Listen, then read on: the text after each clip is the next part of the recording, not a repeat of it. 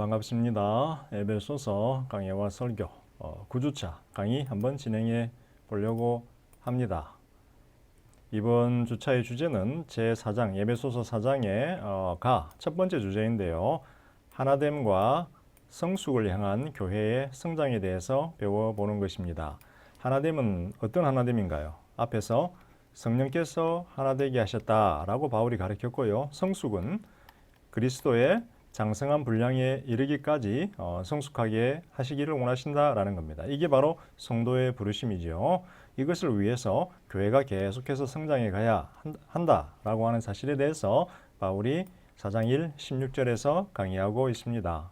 강의는 아니죠. 바울은 설명하고 있는 거죠. 강의는 제가 하는 거고요. 자, 학습 내용을 한번 소개를 해볼 텐데요. 전반부와 후반부, 이거는 에베소서를 의미합니다. 에베소서의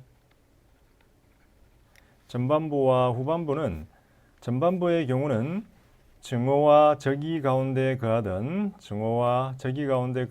유대인과 이방인을 예수 안에서 화해시키고 교회를 창조하신 하나님의 비밀의 계획에 대해서 배웠습니다. 그래서 에베소서에서 계속해서 하나님의 비밀이 등장하는데 하나님의 비밀은 바로 예수 그리스도지요. 즉 예수 그리스도 안에서 증오와 적이 가운데 거하던 유대인과 이방인을 화해시키고 그 다음에 이들과 하나님과 화해시키고 교회를 창조하신 겁니다. 이게 바로 하나님의 비밀입니다. 자, 이제 후반부는 이게 이제 교리적인 가르침이었지요. 자, 이제 후반부에서는 윤리적인 가르침으로 넘어가는데요. 하나님 계획의 성취 결과 탄생한 교회, 즉 새 인류에게 합당한 삶이 무엇인지에 대한 윤리적인 가르침을 담고 있다는 겁니다. 그래서 바울은 항상 교리와 윤리니까 적용이지요. 삶의 적용, 교리와 적용이 항상 함께 갑니다. 믿음과 행위가 항상 함께 간다는 겁니다. 성도의 삶의 시작은 행위가 아니라 선한 행위가 아니라 바른 믿음입니다. 그러나 바른 믿음은 반드시 선한 행위로 연결되어져야 한다. 이게 바로 바울의 가르침입니다. 4장 1절이 키 본문이 되겠습니다. 키 본문이 될 텐데요. 바울은 이렇게 말합니다. 그러므로 주님의 갇힌 자 된 저는 여러분들로 하여금 여러분이 부름받은 부르심에 합당한 삶의 방식으로 살아가기를 권고합니다. 여러분이 부름받은 부르심에 합당한 삶의 방식으로 살아가기를 권고합니다. 주님의 갇힌 자 된 저는 바울은 자신의 옥중에 갇혀 있는 상태를 간접적으로 이렇게 이야기를 합니다. 주님의 갇힌 자가 되었다라는 거예요. 사람들이 나를 감옥에 가둔 것이 아니고 주님이 나를 주님의 복음을 전하다가 주님이 갇히게 되도록 십자가의 고난을 바울에게 허락했다라고 하는 어떤 그런 의미를 담고 있습니다. 성도들의 부르심의 소망은 성령의 하나됨과 예수 그리스도의 충만함에 이르기까지 성장해 가야 하는 것입니다. 그래서 이 두 가지가 키워드지요. 성령이 하나되게 해주셨어요. 성도들을. 그리고 하나된 성도들이, 즉 교회가 그리스도의 충만함에 이르기까지 성장해 가야 합니다. 골로새서 1장에서 바울은 충만함을 그렇게 이야기하더라고요. 하나님의 모든 신성이라고 이야기하더라고요. 하나님의 충만한 신성이 충만하게 예수 안에 거하고 있다. 즉 예수 그리스도의 충만함이라고 하는 것은 예수 그리스도 안에 담겨있는 하나님의 신성의 충만함이라고 해석을 하면 될 것 같습니다. 자, 위의 두 가르침은 하나님의 부르심의 소망의 두 핵심 내용입니다. 그죠? 하나됨과 예수 그리스도의 충만함 두 가지 핵심 내용입니다. 후반부 이제 4장 1에서 6장 20절 우리가 9주차부터 14주차까지 걸쳐서 공부해 볼 후반부의 구성은요. 이렇게 되어 있습니다. 첫 번째는 성도의 이중적 부르심의 내용과 부르심에 합당한 삶을 요청을 합니다. 부르심에 합당한 삶을 살으라는 거예요. 성도로 부름받았으면 거룩한 삶을 살으라는 거예요. 행위로 네 믿음을 보여달라는 거예요. 그죠? 야고보와 바울이 반드시 충돌하는 게 아닙니다. 자, 그 다음에 두 번째는 이게 4장 1에서 16이고요. 이제 남아있는 에베소서의 본문에서 바울은 성도 부르심에 합당한 삶의 5가지 주제에 대해서 논의를 합니다. 첫 번째는 하나님을 본받는 새 사람의 삶, 두 번째는 주를 기쁘게 하는 삶, 세 번째는 성령의 지혜를 따라 사는 삶, 삼위일체론적 가르침이 담겨 있죠. 하나님, 주, 성령. 그 다음에 네 번째는 성도 가정의 세 가지 관계들, 남편과 부인, 그 다음에 부모와 자녀, 주인과 종, 이 세 관계들에 대해서 가르침을 전달하고요. 마지막으로는 영적 전투에 대해서 가르칩니다. 이 성도 가정이니까 성도 가정 내부에서의 가르침이고, 영적 전투는 성도 가정 바깥이지요. 이제 가정을 나가는 순간 우리의 삶은 전투가 됩니다. 자, 이렇게 5가지 주제로 구성이 되어 있고, 부름에 합당한 삶을 요청을 하고 있는데요. 이번 강의에서는 이 부분을 저희가 한번 다루어 보도록 하겠습니다. 자, 이중적 성도의 부르심. 성도의 부름은 이중적이에요. 하나됨, 그 다음에 성숙, 2가지를 추구해야 합니다. 4장 1, 16절에서 바울은 자신이 앞에서 가르친 성령이 하나되게 하심, 2장 11에서 22절이지요. 성령이 하나되게 하심이 내포하는 윤리적 의미와 하나됨을 이루기 위한 방편에 대해서 설명하고자 합니다. 윤리적 의미와 방편. 이 방편은 뭡니까? 은사들이죠. 성령이 하나됨을 지키기 위해서는 은사들이 필요하고, 윤리적인 것은 5가지, 여러 가지 가치들을 곧 이어 이야기하게 될 것입니다. 자, 크게 2부분으로 나누지요. 4장 1에서 16절은 첫 번째, 성도의 하나됨과 그 신학적인 근거, 하나됨의 근거가 뭐냐라는 거죠. 두 번째는 하나된 교회의 성숙과 성장을 위한 그리스도의 선물들이 뭐냐라는 거예요. 은사들이죠. 그죠? 자, 첫 번째, 성도의 하나됨과 그 신학적인 근거에서 한번 살펴보도록 하겠습니다. 바울은 성도의 하나됨의 신학적인 근거로 7중적 하나됨을 언급을 하는데요. 한 하나님, 하나님이 한 분이시고, 한 주, 주님이 한 분이시고, 한 성령님, 성령님이 한 분이세요. 한 세례, 세례도 하나고요. 한 교회, 교회도 하나고요. 한 믿음, 믿음도 하나고요. 한 소망, 소망도 하나입니다. 그죠? 이렇게 성도들이 믿는 어떤 믿음의 내용이죠. 이 믿음의 내용, 이 7가지가 다 하나에 대한 이야기를 하고 있다는 거예요. 마찬가지로 성도들도 하나가 돼야 된다는 거예요. 여기 또 특별히 한 교회잖아요. 그죠? 그래서 한 몸으로 지어진 새 인류의 삶의 방식의 목적은 뭐냐면, 새로운 삶의 방식의 목적은 뭐냐면 하나님이 성취한 하나됨을 보존하는 거예요. 하나님이 성도들을 하나로 만들어 줬잖아요. 적이와 증오를 극복하고 하나님 자신과 인류를 화목시키시고, 또 인류 간의 화목을 이루어 주셨잖아요. 새 인류를 하나의 인류를 만들어 주시고 그 안에서 하나됨을 성취해 주신 거예요. 따라서 새로운 성도들의 삶의 방식은 그 하나됨을 보존하는 것이 돼야 된다라는 거예요. 하나됨의 보존을 위해서는 성도들은 서로 겸손해야 되죠. 친절해야 합니다. 인내해야 하고 사랑해야 합니다. 그리고 평화에 매는 줄, 성령이 허락하는 평화에 매는 줄로 서로를 돌아보아야 합니다. 내가 겸손하지 않으면 하나됨이 존재하지 않죠. 교만한 자들과 같이 있으면 하나됨이 안 됩니다. 친절해야 됩니다. 그죠? 인내해야 되죠. 상대방의 실수와 잘못, 이 모든 것들은 사랑에 근거해야 하고요. 마지막으로 평화에 매는 줄로 서로를 돌보아야 합니다. 평화에 매는 줄. 평화는 평안이다라고 번역할 수 있고요. 평화와 평안 같은 말입니다. 성도들이 화평함 속에서 성령이 하나되게 하신 연합을 유지하는 것은 7중적 하나됨의 근거에 대한 가장 강력한 증거가 되기 때문입니다. 성도들이 하나 되지 못해 있다면 우리가 이렇게 하나의 7중적 하나됨에 대한 어떤 그런 부정적인 선례가 되는 거죠. 그죠? 교회가 하나가 안 됐는데 어떻게 하나님이 한 분이고 주님이 한 분이고 성령님이 한 분이고 믿음과 소망이 하나라고 하는 사실을 주장할 수 있겠어요. 교회가 갈라져 있으면. 그죠? 목사가 거룩한 삶을 안 살면서 하나님은 거룩하시다 그러면 그건 증거가 안 되는 거예요. 그래서 하나됨이라고 하는 것은 화평함 속에서 성도들이 하나 되고 교회가 한 교회로 등장한다라는 것은 7중적 하나님에 대한 진리, 7중적 하나됨에 대한 진리의 증거가 된다라는 겁니다. 자, 첫 번째 한번 살펴보도록 하겠습니다. 1, 2, 3절을 한번 살펴볼 텐데요. 부르심에 합당한 삶을 살으라라고 바울은 이야기합니다. 하나됨을 성령께서 허락해 주셨어요. 거기에 필요한 5가지 덕목들이 있다라는 거죠. 자, 겸손, 친절, 인내, 사랑, 그리고 용납. 그죠? 이것들을 통해서 사랑 안에서 서로 용납은 아니죠. 사랑 안에서 서로 용납함을 통하여 평안에 매는 줄로 성령이 하나 되게 하신 것을 지키십시오.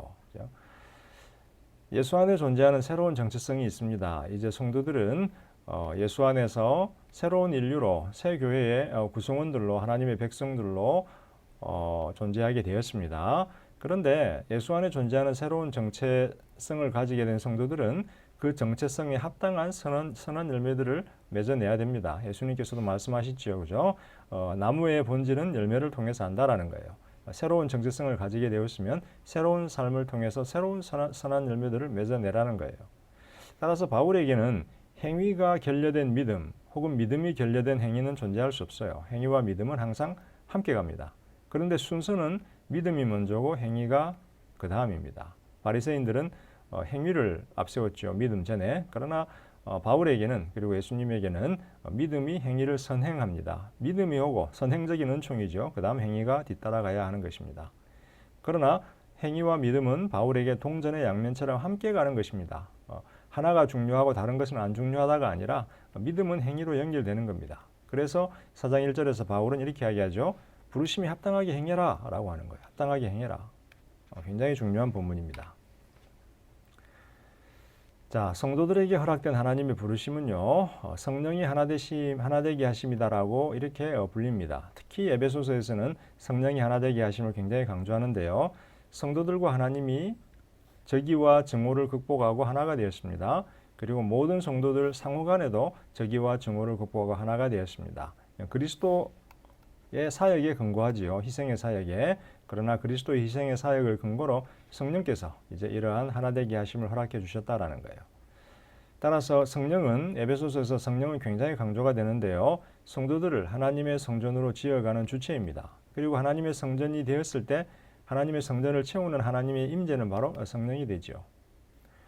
그런데 성령이 하나되게 하심을 지키기 위해서는 5가지 덕목들이 필요하다라고 바울은 이야기합니다. 겸손하라는 거예요. 친절하라는 거죠.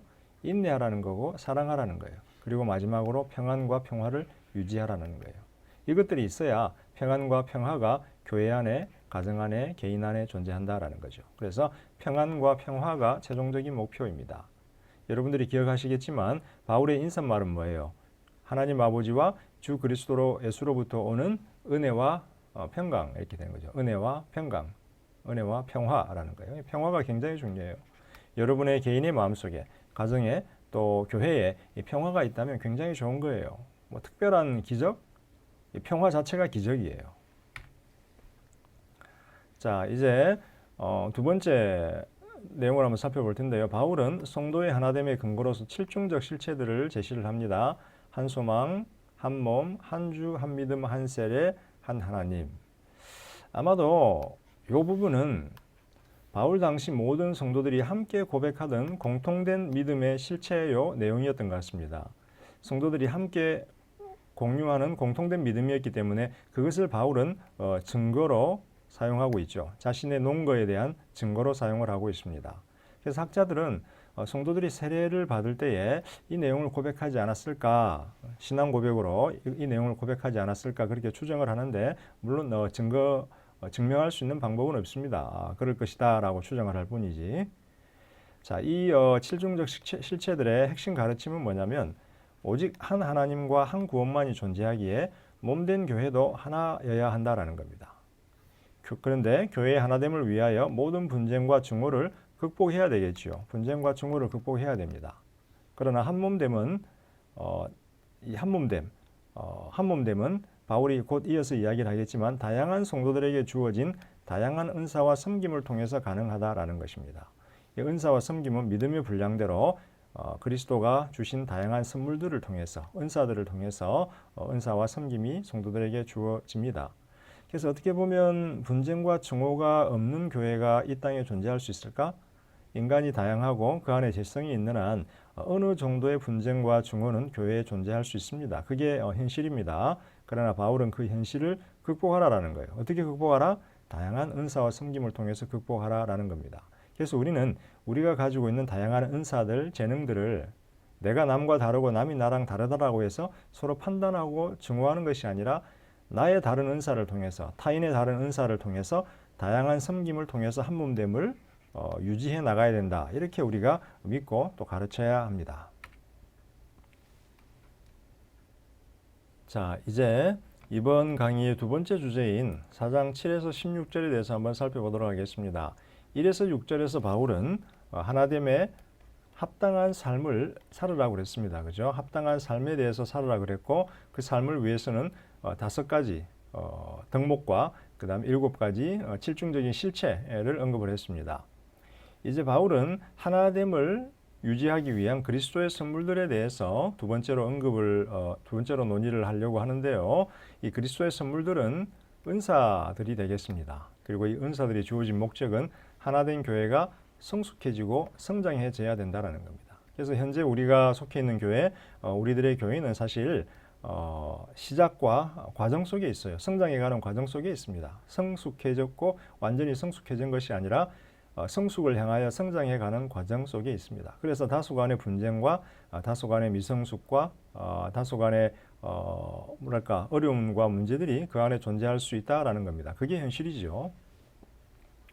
하나된 교회의 목표는 그리스도의 충만한 분량에 이르기까지 계속해서 자라가야 합니다. 그래서 완전한 목표는 뭐냐면 그리스도의 충만한 분량에 이르는 겁니다. 이거는 개인적인 목표일 뿐만 아니라 공동체적인 목표입니다. 성도 개인도 그리스도의 충만한 분량에 이르기까지 성장해 가야 되고요. 그 개인들로 구성된 공동체도 머리 대신 그리스도의 충만한 분량에 이르기까지 계속해서 자라가야 합니다. 교회는 한순간에 예수 그리스도의 사역으로 완성된 것이 아니라 시작되었고요. 완성이 시작되었고요. 이제 완성의 완성을 향하여 계속해서 자라가야 합니다.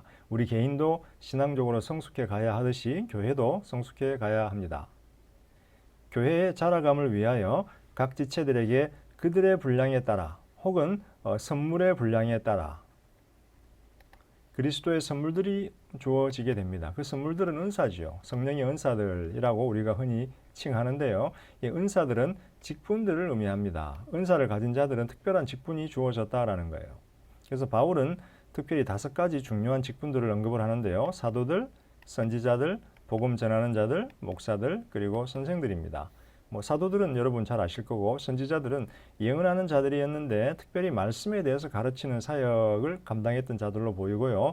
복음 전하는 자들, 그다음 목사들은 지역 교회에서 목자라고 부를 수도 있는데 지역 교회에서 성도들을 권면하고 가르치는 자들이었고요. 그다음 또 선생들이 있었습니다. 다 복음 말씀과 연관이 되어 있다라고 하는 사실을 우리가 알 수 있습니다. 여러분들이 목사가 되고 목자가 되고 선생들이 되려면 그리스도를 아는 지식, 복음에 대한 말씀에 대한 지식에서 탁월한 자들이 되어야 됩니다. 그래서 저는 지성과 영성이 반대된다라고 하는 것을 도무지 이해할 수가 없고요. 바울에게서도 지성과 영성은 항상 함께 갑니다. 영성이라고 하는 것은 참다운 진리에 근거를 하고 있고요. 참다운 진리에 대한 깨달음은 참다운 영성을 양상합니다. 이 둘이 항상 함께 가야 됩니다. 이러한 직분들은 스스로를 높이기 위한 특권이 아닙니다. 모든 성도들이, 자 여기서 보세요. 모든 성도들이 봉사의 일을 할 수 있도록 구비시켜 주는 거예요. 그러니까 나만 봉사하는 것이 아니라 다른 성도들이 봉사할 수 있도록 다른 성도들을 구비시켜 주고요. 그렇게 해서 성도들 스스로가 상호 간에 봉사를 통해서 그리스도의 몸된 교회를 세워가는 겁니다. 그죠? 그리스도의 몸된 교회를 세워가도록 성도들을 격려하고 성도 각 사람들이 자신들의 은사를 따라서 봉사의 일을 할 수 있도록 이렇게 직분을 맡은 자들이 격려하는 겁니다. 우리의 사역은 이게 격려하는 겁니다. 가르치고 격려하는 거. 그죠? 치리하는 게 아닙니다. 그죠? 정죄하는 것도 아니고요. 군림하는 것은 더 아닙니다. 직분들의 특징은 스스로를 높이기 게 아니라 성도들이 봉사 일을 잘해서 교회를 세워가도록 격려해 주는 거예요. 이게 우리의 역할이에요. 자, 목회적 사명의 궁극적인 목표입니다. 우리가 좀 주의 깊게 살펴볼 필요가 있는데요. 공동체적인 측면이 있고 개인적인 측면이 있는데 이 둘이 긴밀하게 연관이 되어 있습니다. 공동체적으로는 교회 안에서 믿음의 하나됨이 이루어져야 한다는 겁니다. 하나됨, 그죠? 개인적으로는 성도들이 그리스도를 아는 지식에서 계속 자라가서 그리스도의 장성한 분량에 이르는 것입니다. 그리스도의 장성한 분량에 이르기 위해서는 그리스도를 아는 지식이 필요해요. 그죠? 지식이 필요하다라고 그러죠. 바울이 지식이 필요하다라고 그러죠. 난리지. 지식이 없이 어떻게 장성한 분량에 이를 수가 있나요? 그죠? 그리스도를 알아야 그리스도의 장성한 분량에 이르죠. 바울은 이렇게 에베소서에서 강조를 하는데 왜 우리 한국 교회는 반지성주의가 기승을 부리고 반지성주의는 곧 영성, 이런 방정식이 성립이 되어 있는지 모르겠습니다. 좀 안타깝습니다. 그리스도의 장성한 분량에 이른다는 것은 교회의 머리가 되시는 그리스도를 모든 면에서 닮아가는 것을 의미합니다. 그리고 모든 지체들이, 개개의 지체들이 그리스도의 장성한 분량에 이르게 될 때 그 지체들로 이루어진 그리스도의 몸은 그리스도의 몸이라고 불리기에 합당한 완전한 몸이 됩니다. 그래서 개인적인 완전함은 공동체적인 완전함의 필수 조건이고 전제 조건입니다. 개인들이 완전해지지 않으면 공동체가 완전해질 수 없고요. 개인들의 섬김을 통해서, 완전해진 개인들의 섬김을 통해서 공동체가 완전해집니다. 이게 바로 우리의 목회적인 사명이 되겠습니다. 자, 교회 성장을 위해서 은혜로 주어진 그리스도의 선물들이 있는데요. 우리 각 사람에게 그리스도의 선물의 분량을 따라 은혜가 주어졌습니다. 바울은 자신의 사역을 은혜라고 부르고요. 그 다음에 은사들도 은혜라고 부릅니다. 자, 어떤 이들을 사도, 선지자, 복음 전하는 자, 목사, 교사로 세웠습니다. 이는 성도를 준비시켜 봉사의 일을 하게 함으로써 그리스도의 몸을 세우고자 함입니다. 자, 은혜라고 하는 단어를 바울은 쓰고 있는데요. 자신이 받은 은사 혹은 그 은사가 의미하는 사역을 지칭하는 바울의 표현은 은혜입니다. 우리에게 주어진 은사도 은혜이고요. 그 은사를 통해서 주어진 사역도 은혜라는 것입니다.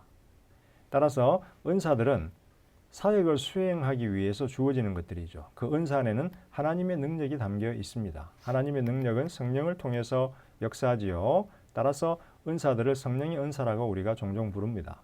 근데 은사를 주시는 분은 에베소서에서 바울은 뭐라고 그러나요? 은사를 주시는 분은 그리스도이다라고 이야기합니다. 그리스도께서 하나님의 은혜의 선물을 성령을 통해서 전달해 줍니다. 성령의 은사들이 성령이 주시는 게 아니라 성령의 은사들은 그리스도께서 하나님으로부터 받아서 주신다라는 겁니다. 고린도전서 12장 4, 6절에서요. 삼위일체론, 은사와 연관해서 삼위일체론적 논의가 발견이 됩니다. 거기서 바울은 은사가 성령을 통해서 오고 그 은사를 주신 것은 사역을 주시기 위함인데 사역은 성자께서 주셨고 사역을 위해서는 직분을 주셨는데 그 직분은 성부께서 주셨다. 이렇게 이야기를 하고 있습니다. 그래서 항상 성부께서 모든 것을 계획하시고 성자가 그것을 실행하시고 구체적인 실행은 또 성령을 통해서 이렇게 됩니다.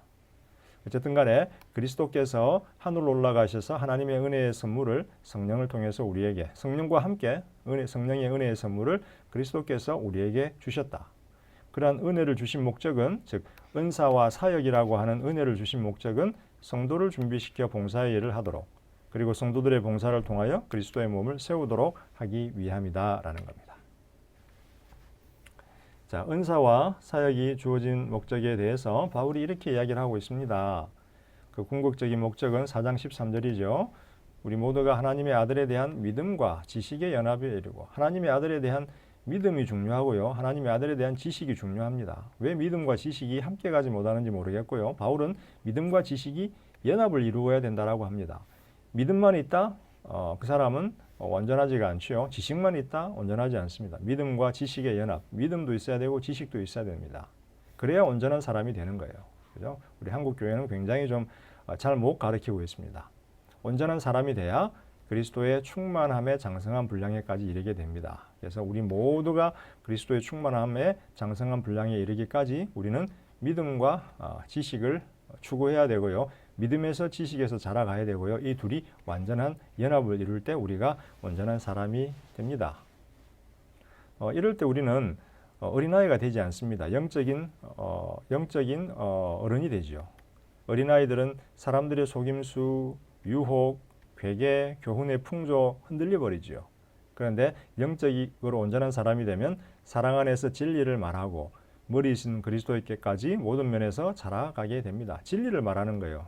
사랑 안에서. 그죠? 사랑 안에서 진리를 말하는 게 영적으로 온전한 사람의, 성숙한 사람의 제일 중요한 특징이다라는 거예요. 진리를 말하라고 그랬는데 진리를 말하려면 진리에 대한 믿음과 지식이 그 안에 충만하게 거해야 되겠죠. 자, 예수 그리스도 안에서 온몸이 각 마디를 통하여 도움을 받고 연결되고 결합됩니다. 그래서 각 지체들이 자신의 분량대로 역사하겠지요. 그렇게 해서 서로에게 도움을 주고 서로 섬김을 통해서 예수 그리스도의 몸된 교회를 자라게 합니다. 그 결과 사랑 안에서 예수 그리스도의 몸은 스스로를 세우게 됩니다. 그죠? 우리 지체들의 섬김을 통해서 몸된 교회가 세워지게 되는 것입니다. 자, 제가 이렇게 한번 정리를 해보았는데요. 은사와 사역의 궁극적인 목적은 삼중적입니다. 하나님의 아들에 대한 믿음과 지식이 자라가서 연합이 되는 거고요. 온전한 사람이 되는 겁니다. 개인적인 측면이 있고 공동체적인 측면이 있다 그랬습니다. 개인들이 온전한 사람이 될 때 그들이 모인 공동체가 온전한 사람이 되는 겁니다. 온전한 사람이 된다라고 하는 것은 바울에게 그리스도의 충만함에 장성한 분량에까지 이르게 되는 것입니다. 이렇게 온전한 사람이 되면 사랑 안에서, 사랑 없이 진리를 말하면 상처를 주게 됩니다. 진리를 말할 때도 사랑 안에서 말해서 모든 면에서 우리가 스스로 자라가야 되고 서로를 자라가도록 도와주어야 합니다. 여기서 바울은 그리스도의 역할에 대해서 강조를 하는데요. 그리스도는 영양분을 각 마디와 관절을 통해서 온몸에 흘려보낸다. 이게 당연하지요. 몸된 교회가 있는데 머리가 예수예요. 따라서 머리로부터, 예수로부터 모든 영양분이 내려간다 이 말이에요. 그렇게 해서 각 지체들이 섬김을 통해서 몸 전체가 자라고요. 스스로 세워지게 됩니다. 이거는 교회의 세워짐에 대한 어떤 그런 건축물 비유가 되겠죠. 건축물 비유가 아니라 교회 세워짐에 대한 어떤 인간 비유가 되겠습니다. 근데 여기서 저는 부활에 대해서 한번 생각을 해보았어요. 우리가 개인적으로 부활할 때 어떤 일이 일어나게 될까? 스스로 세워진다. 세워진다라고 하는 말 속에는 좀 부활한다, 일어난다 이런 말이 있는데 생명을 얻는다라는 말이 있는데 개인적인 부활과 교회의 이 완전해진 간의 관계는 무엇일까? 저는 개인적인 부활의 때가 바로 우리 개인이 완전해지는 시간이라 생각하고 교회가 또 완전해진 시간이 아닐까라는 생각이 들었습니다. 비록 에베소서에서 바울은 부활에 대해서 지금 현재의 본문에서는 이야기하지 않고 있지만 두 개가 연관이 있을 것 같다라는 느낌은 들지만 자세한 것은 우리가 또 강의실에서 한번 논의해 보도록 하겠습니다. 자, 이렇게 해서 4번의 하나님과 성숙을 향한 교회의 성장에 대해서 강의를 진행했고요. 다음 주에는 10주차 하나님을 본받는 새 사람의 삶, 하나님을 본받으라는 거죠. 그 다음에는 주님을 본받고 성령님을 본받고, 자, 다음 주에는 이 주제를 가지고 한번 논의해 보도록 하겠습니다. 이번 주 강의도 여러분들에게 유익했기를 바라고 강의실에서 또 더 깊은 대화를 나누도록 하겠습니다. 수고하셨습니다.